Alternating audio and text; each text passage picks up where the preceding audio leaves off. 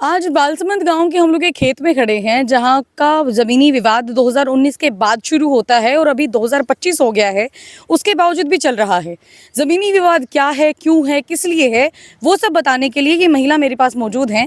ये आपको पूरी स्टोरी बताएंगे। उसके बाद सुनने के बाद आप लोग भी डिसाइड करना कि ये मैटर किस प्रकार से होना चाहिए था और किस प्रकार से चल रहा है और क्यों चल रहा है। जी मैडम, आपका नाम? जी राम राम सबको। मेरा नाम समेस्ता है, मैं बालसमंद गांव की हूँ और भी मेरी 2012 में शादी हुई थी। जी। तो भी जब से मेरी शादी हुई है तब से ही मेरे साथ घरेलू तो झगड़े चल ही रहे हैं, घरेलू हिंसा चल रही है। पर 2019 में मेरे हस्बैंड एक्सपायर हो गए, उसके बाद में तो मेरी ज़मीन भी छीन ली गई है। आज मैं एक बिल्कुल बेसहारा हो रही हूँ, मेरे पास कोई सहारा नहीं है। 2019 में आपके पति की डेथ कैसे हुई थी? भी मेरे पति देखो, इसी मकान में मैं गांव जा रही थी, शाम को रक्षाबंधन का दिन है, इसी मकान में खाना खान खातर आया शाम के टाइम में। भी उसने खाना खाने के बाद में आधी दूर ही मेरे घर के रास्ते तक गया था। भी उसके बाद में उसकी वो हालत होगी कि वापस इस मकान में आ गई। उस बंदे ने दम तोड़ दिया।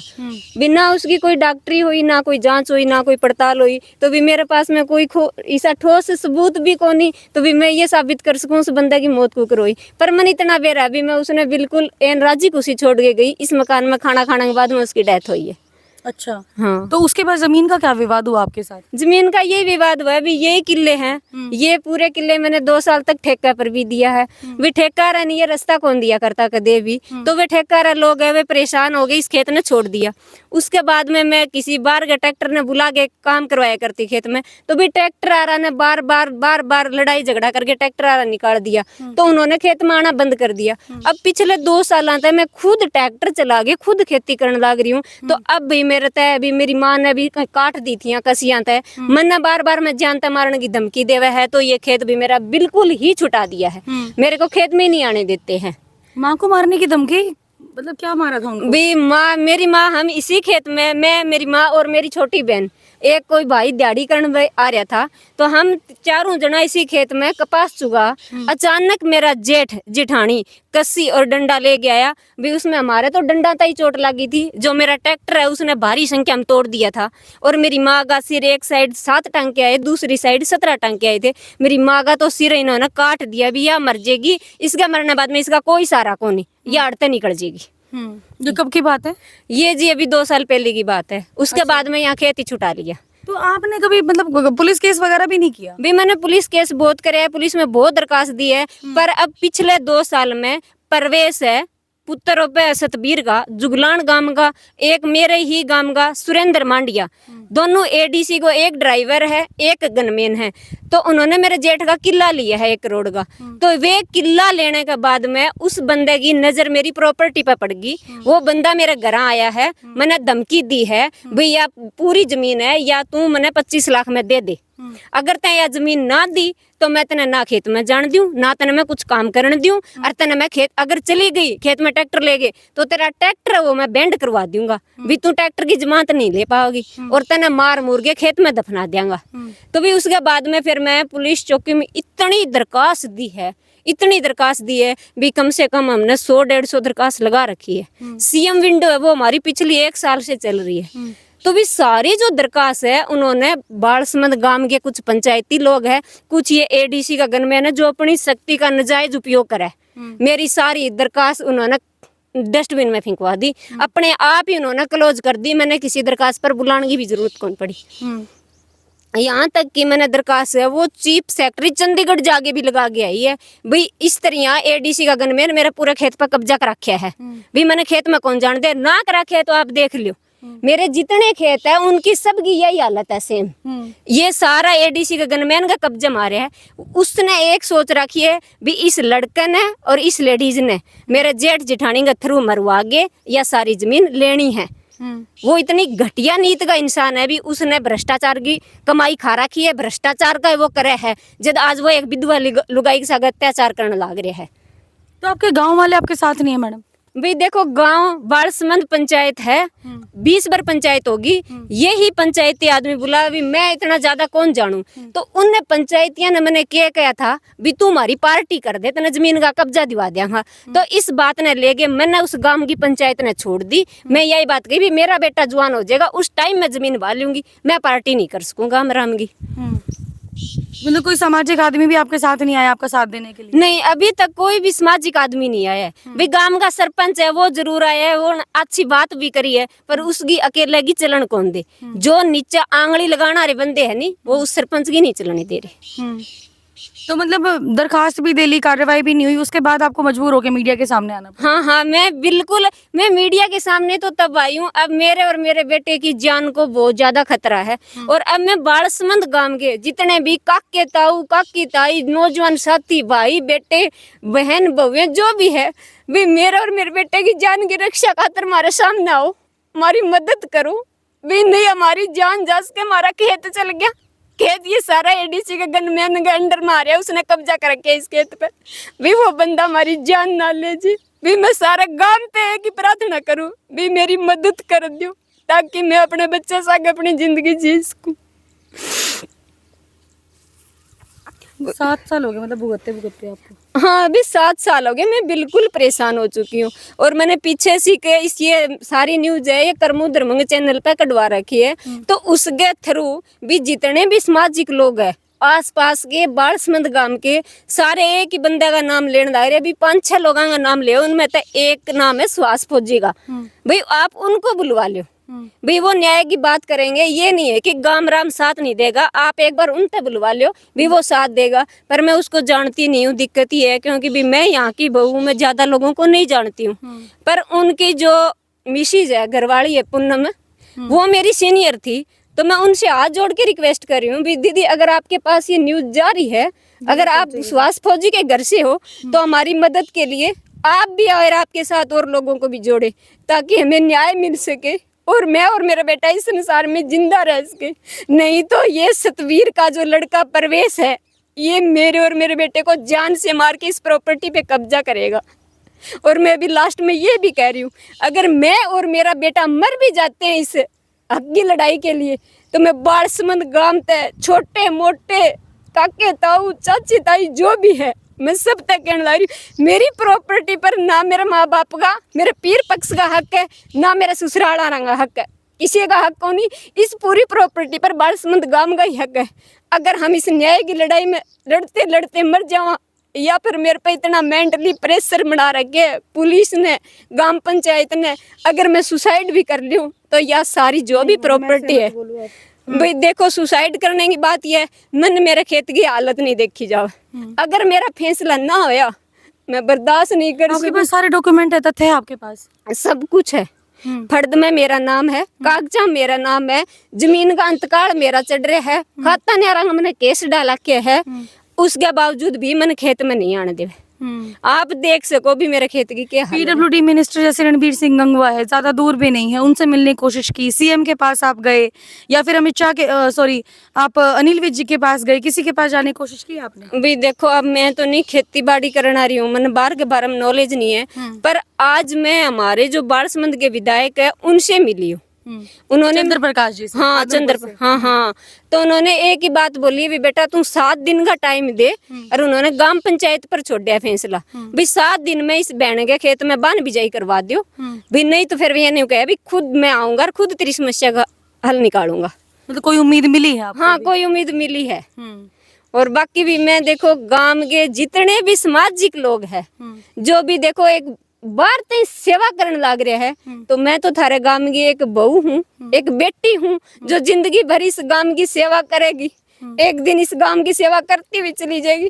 तो प्लीज जो इतने बड़े बड़े लोग हैं भी बाहर की सेवा करने लग रहे हैं, मैंने बहुत सारे वीडियो देखी है, बालसमंद गांव में बहुत सामाजिक लोग हैं जिनमें तो सुहास फौजी का नाम स्पेशल आने लग रहा है। तो मैं कहने लग रही भी भाई मैं तेरा चाची लागू ताई लागू भी मैं के लागू, मैंने नहीं बेरा भाई ऐसे ऐसे सामाजिक आदमी है वो सामने आवे कैमरे के और भी मेरी मदद करी जावे। ठीक है जी, इसके साथ ही जितने भी तथ्य वगैरह है वो भी हम लोग इनसे लेंगे, जैसे इंतकाल फर्द में नाम ही जैसे बता रही हैं तो वो भी हम लोग इनसे जानने की कोशिश करेंगे। तो मैडम अभी आप एक बात और बताओ, इस चीज़ का सोल्यूशन क्या चाहते हो आप? जैसे पूर्व में विधायक भी रह चुके हैं आपके, कुलदीप बिश्नोई भी रह चुके हैं, भव्य बिश्नोई भी रह चुके हैं, बिश्नोई फैमिली से रेणुका बिश्नोई भी हैं, उनसे मिलने की भी कोशिश की आपने? भाई देखो अब मैंने इस बात का नहीं बेरा। मैं इसलिए तो कहूँ भी जो सामाजिक लोग है जो इनके साथ में रहे वे मेरी मदद करो, चाहे वे मैंने इस जमीन का कब्जा दिवाओ या फिर मेरी वे ऊपर तक बात पहुंचाओ।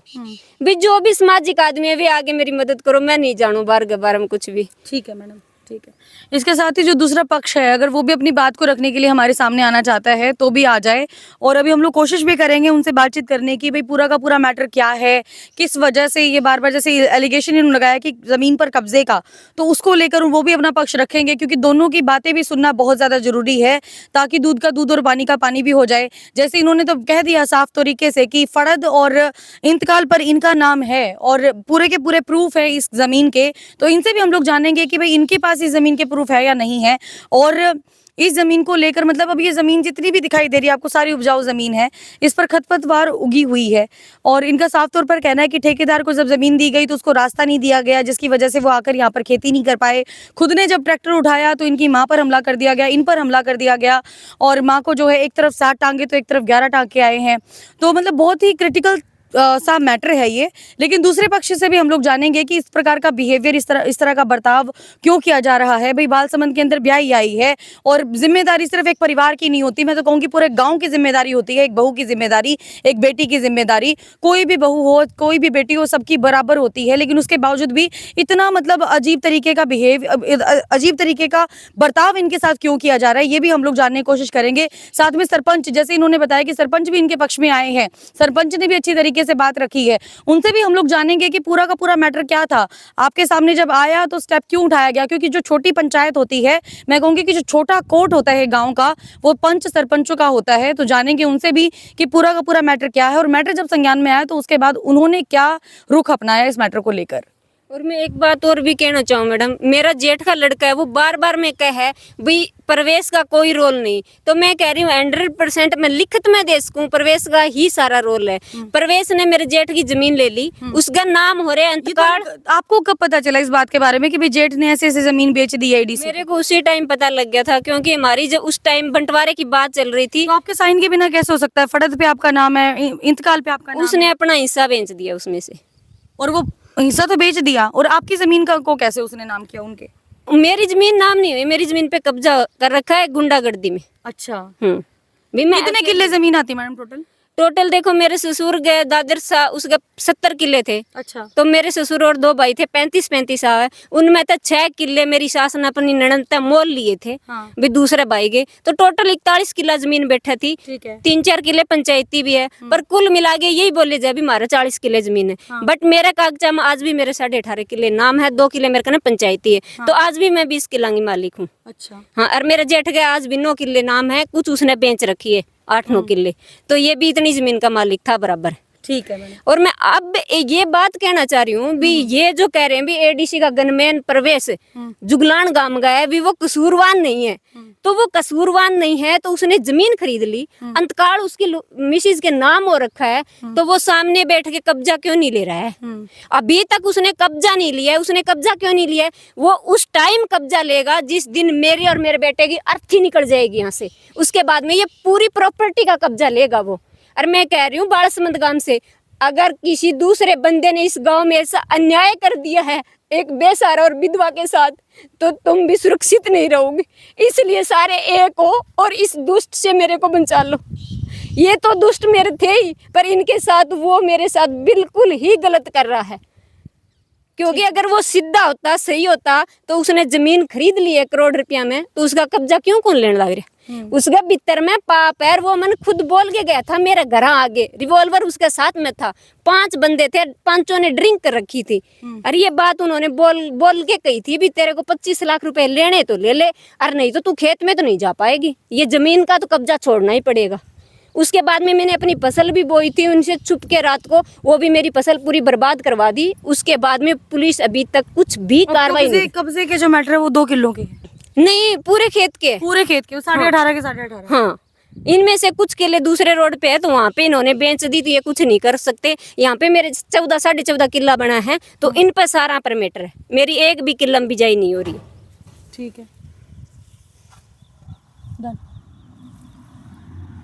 वो आपका जेठ है के को हो? आप बोल तो दो एक बार माइक के अंदर आके भी मैटर की एस आर आई हो हैं?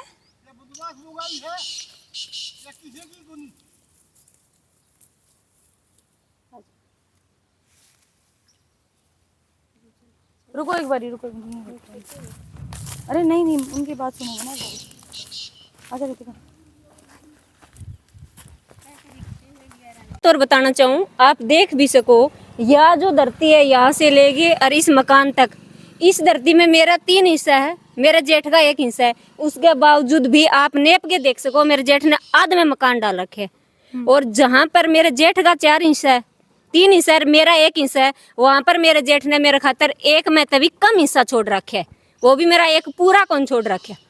कितना अन्याय करने लग रहा है ये आदमी। ऊपर तक मैंने गाड़ बका है भी तू गलत है, तू यह है, तू वह है।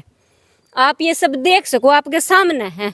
अगर मैं गलत हूँ और तो मैं इसने आधा मकान क्यों गालन दूँ यार। इसकी तो 17 फुट जगह बनाए रोड के लागती, बाकी जगह तो मेरी है, मेरा नाम है कागजाम।